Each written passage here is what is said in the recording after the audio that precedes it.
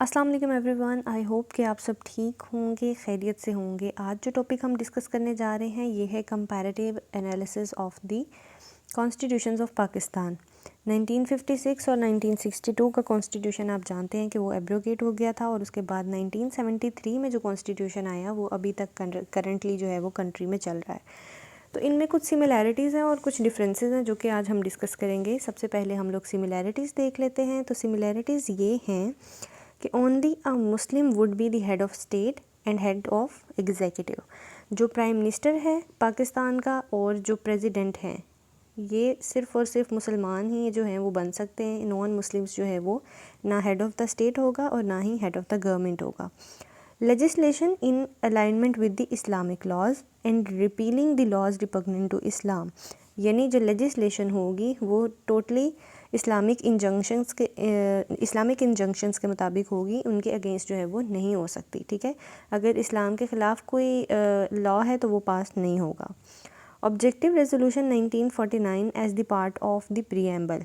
अभी 1956 के कॉन्स्टिट्यूशन में भी जो है वो प्रीएम्बल का पार्ट रहा है, 1962 के कॉन्स्टिट्यूशन में भी, 1973 के कॉन्स्टिट्यूशन में भी था, लेकिन अभी जो अमेंडमेंट के ज़रिए इसको बाद में मेन बॉडी का पार्ट बना दिया गया है। ठीक है, प्रीएम्बल में नहीं है। 1973 के कॉन्स्टिट्यूशन के प्रीएम्बल में ऑब्जेक्टिव रेजोल्यूशन नहीं है। ये मेरे ख्याल में अभी इसको इनेक्चर का पार्ट बना दिया हुआ है। ठीक है, फिर है जी elections on the basis of universal suffrage. ठीक है, और the Pakistan would be named as Islamic Republic of Pakistan. तो ये थी इनमें सिमिलैरिटीज़। अभी हम लोग डिफरेंसेस देख लेते हैं। 1956 के कॉन्स्टिट्यूशन में कितने आर्टिकल्स थे, पहली बात तो ये डिस्कस कर लेते हैं जी। इसमें आर्टिकल्स थे 234। ठीक है, 1962 के कॉन्स्टिट्यूशन में 250 थे और 1973 के कॉन्स्टिट्यूशन में 280 आर्टिकल्स थे। पहला है जी president would be more powerful 1956 के कॉन्स्टिट्यूशन के अकॉर्डिंग। ठीक है, वो ज़्यादा पावरफुल होगा। He could choose the prime minister from the national assembly. He would also have the power to dismiss the prime minister and his government, और assembly को भी वो डिज़ोल्व कर सकता था।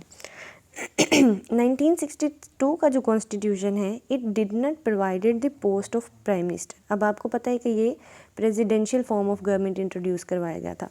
जो 1956 का कॉन्स्टिट्यूशन है इसमें parliamentary form of the government था। 1962 का कॉन्स्टिट्यूशन जो है ये presidential form of the government था। अभी जो 1973 का कॉन्स्टिट्यूशन है ये भी parliamentary form of the government है।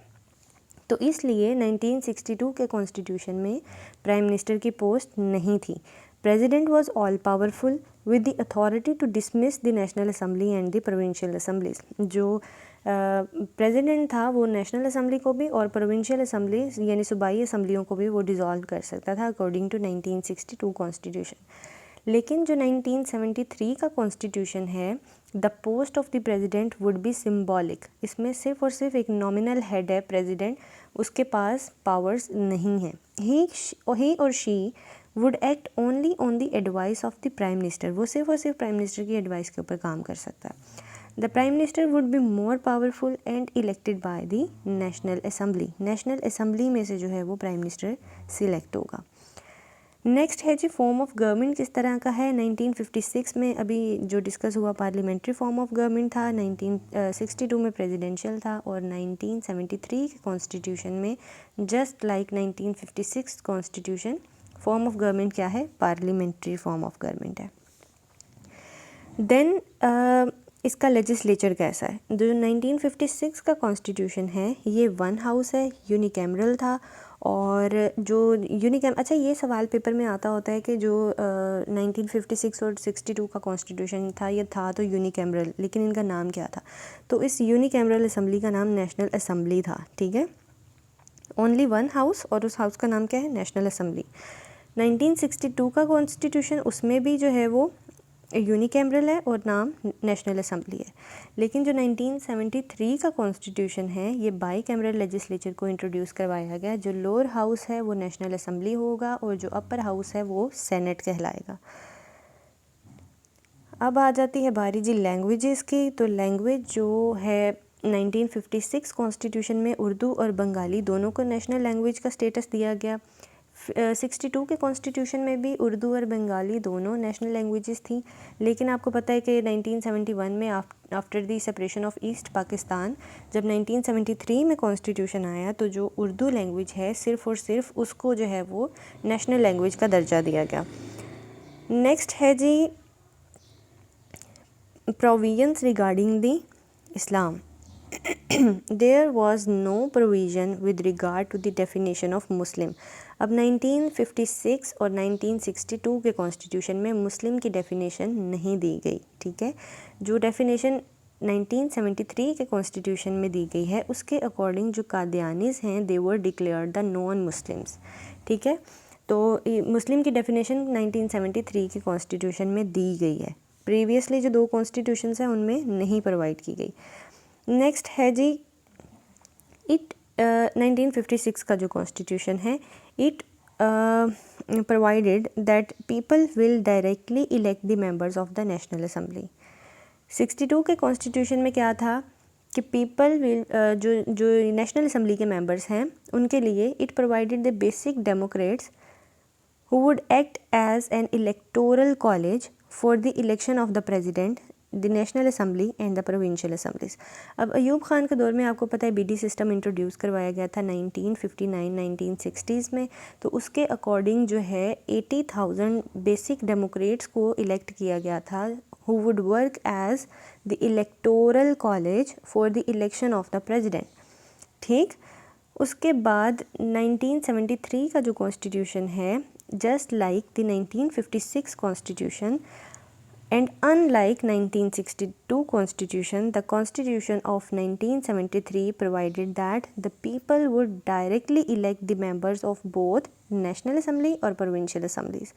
जो MNAs हैं और जो MPAs हैं, पीपल हम लोग डायरेक्टली उनके लिए वोट करते हैं, तो इसका मतलब है कि जो नेशनल असम्बली और प्रोविंशियल असम्बली के मेंबर हैं उनको डायरेक्टली इलेक्ट किया जाएगा।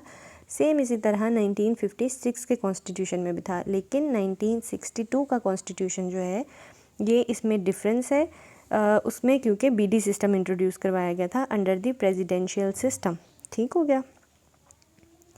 नेक्स्ट है जी unlike 1973 constitution there was no mention of Islam as the official religion.